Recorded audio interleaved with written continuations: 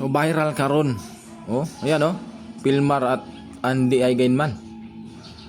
Malaman ang IG story.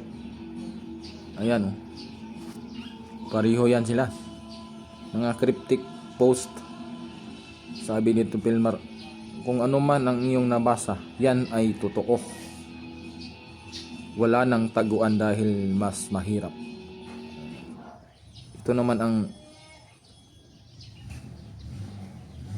story ni Andy Eigenman.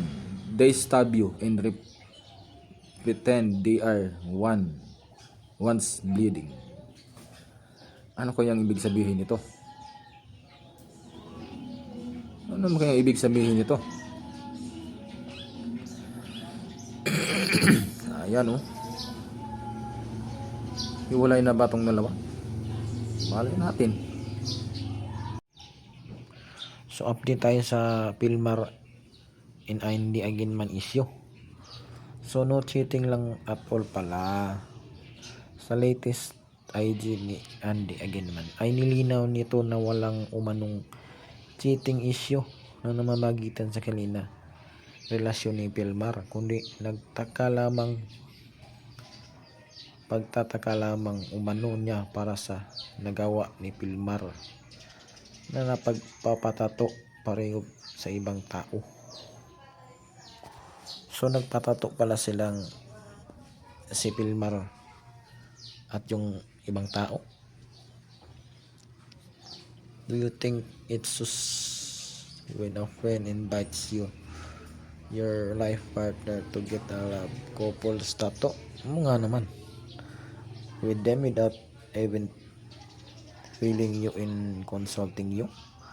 Ang katanungan ni Andy sa ChatGPT na tumutukoy sa latest post ng isa sa mga kaibigan nilang mag-asawa, kung saan nakikitang proud na bilyandera ang tila couple tattoo nilang lil bro niyang si Pilmar.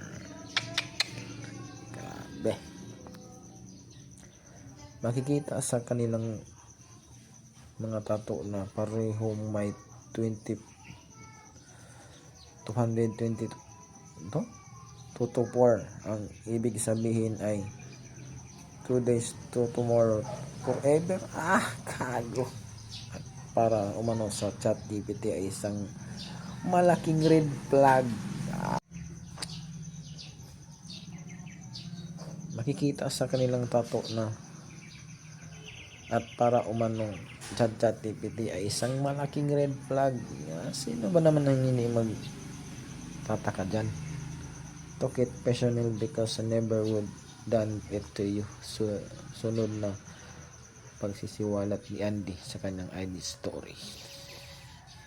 Explain na lang para sure. For context, I have never read flags but choose to look beyond it since she was already a friend before it came into my picture.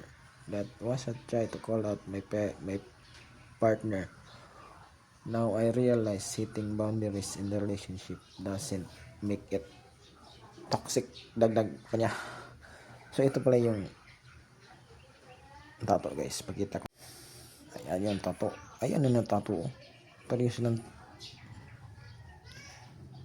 2 to 4. Pareho sila ng tattoo. Couple. Tapos yung ibig pa sabihin niya 2 days to tomorrow to forever. Sino ba naman hindi magagalit din sa ganyan?